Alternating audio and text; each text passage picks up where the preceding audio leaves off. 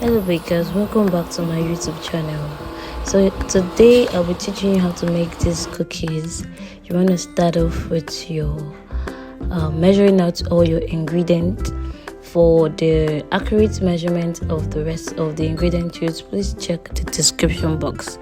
So I'll be using a digital scale to measure out my butter. I needed about 225 grams. Yeah, if you don't have a digital scale, you can convert that particular gram to cup using your Google. You understand? But if you have a digital scale, you can just proceed in measuring out your butter. So this recipe, this procedure, I won't be using a hand mixer or cake mixer. I'll be using a hand mix in case, or for those that don't have a hand mix, just to tell you that you can make this with or without your hand mix.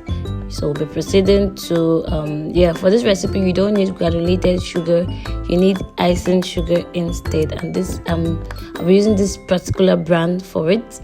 So I started off by softening out my butter before adding in the icing sugar. So I just used my hand mix. Like I said, I will not be using a hand mixer to just make this, so that anyone that wants to make these, you probably want to make it at home for your kids, for your family, for your friends, you don't necessarily need to be a baker to do this. You understand? You can do it anywhere at all. So I added about 1 cup of icing sugar to the butter. Then I just mixed this. I think I mixed this for about 5 minutes. Everything was fully incorporated and I could no longer see the icing sugar. Then I mixed and mixed and mixed and mixed. I just kept on mixing, like I said, for approximately 5 minutes. You can mix more than that though if you want to.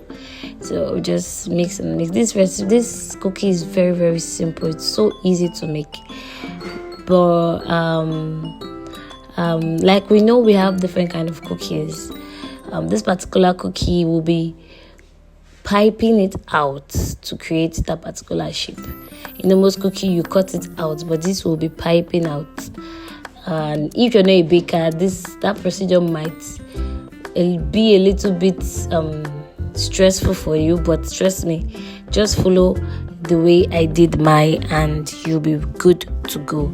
So I just kept on mixing and mixing and mixing. I stayed for about, like I said initially, 5 minutes, and we had something like this. If I was using a hand mixer, I would have been a lot faster, but because I was using the manual method, at least you can make this even when you don't have electricity. You understand? So I'll be going in with my vanilla flavor. You can add any flavor of your choice. I'm using a clear vanilla flavor and I used about 1 teaspoon. I just added it to it and I just mixed. So basically the ingredients you need are not too much. All you need is butter, icing sugar, your vanilla flavor, your flour and your milk. That's all. So it's very, very, very, very easy to make. The recipe alone is very super simple, but the taste, the outcome is superb. Yes, you can start selling this. You can also make it for your kids. They can take it to school, church and the likes. You can serve your customers. When for like extra, maybe like a gifting, you can give it to your you can give it to your visitors when they come visiting, because it's not too sugary. It's not too sugary, and it just melts away in your mouth like that. You understand? So after mixing, we had something like this. It was about 8 minutes of mixing. Then we had something like this, and we'll be proceeding with our flour. So I added 1 cup at a time. The flour you need about 12.5 cup. Then the milk you need about 1/3 cup of milk. So I first of all mixed the flour. I added it 1 cup at a time because I don't want my mixture to be too stiff for me not to be able to mix. If you add it all together, you might end up wasting out your flour, and it might be too hard for you to mix since I'm using a hand mixer. I don't want something that will be too stressful for me, so I'm not adding it bit by bit. That way you tend to even mix it really well. So you do the same thing for the second batch of the flour. Then we'll be adding the milk at the third. I already mixed this. This was after the second batch of the flour. You can see that it's getting stiff. Then you add a little bit of milk to loosen it up a bit. So I'm using like 1/3 cup of milk. But I'll just be mixing this, mixing and mixing. Yeah, so you see that it's loosening up a bit. Remember I said it was 2 cups of flour we're going to use, so the remaining half cup I'll be adding it lastly. I'll add that now with my remaining milk, so that it will not be all stiff and all of that. So at this point, our cookies were coming together and they were almost good to go. You could perceive the aroma it's giving. That's why I said initially that the flavor you're using matters. Yeah, it matters. So people might be asking, can I add cocoa powder to get chocolate cookie to this? Yes, and the thing is, you could add just little. You can also color this. Butter, this cookie batter, to make like a rainbow kind of cookie. You can be creative with it. You can add anything at all. And remember, I said we're piping out. We're not cutting out. We're piping out. So you have to get a nozzle and a piping bag for this process. If you're not a baker, this is where you have to. It might get a little bit strange or difficult, but I'm sure if you have ideas about baking, it should be very easy for you. So what you have to do is just get a nozzle. I'll be showing you the kind of nozzle you need, and get yourself a piping bag. Yeah, so you can see that it's not too runny, it's not too thick, it's just moderate.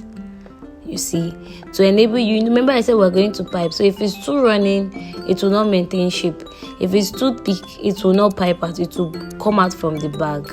So I just went in again, folded in, ensure that everything was fully incorporated before I would start my procedure. So this took about a minute plus, let's just say 1 to 2 minutes. And after we did that, we just proceeded to putting it in our piping bag. And I'll be using this particular shape of nozzle. You can use any shape at all, but I'm using that and my piping bag. So I just fixed it in. It's quite easy. Just open a bit of the piping bag and throw in the nozzle. And I'll just be adding my mixture into the piping bag, and that's all. So you are going to bake on 150 degree. That should be the temperature of your 150 degree. Shouldn't be too high, shouldn't be too low, just moderate. You don't want it to get burnt, and you don't want it to lose out in its shape. So what else? And you are going to bake this in an oven, so therefore you need either a baking tray or a pan, just something that can withstand the heat of the oven. Then you place parchment paper on it. Yes, parchment paper. That white thing you see on that pan is parchment paper. You understand? So okay, let me shift my camera a bit. Okay, all right. So the shape you'll be piping out is just like you're writing the letter E, the small letter E. You can see how I'm doing mine. Just ensure that the pressures are even, and you see that it's super easy. It's super easy. Anyhow you pipe it, that's how it's going to come out. Using this recipe, it retains its shape. You understand? So just ensure you're piping evenly, and you're giving space, because it's going to spread out a bit. So you don't want them to join on themselves. And I just added some sprinkles on mine. I added some sprinkle and a little bit of cherry. Yeah, just cherry.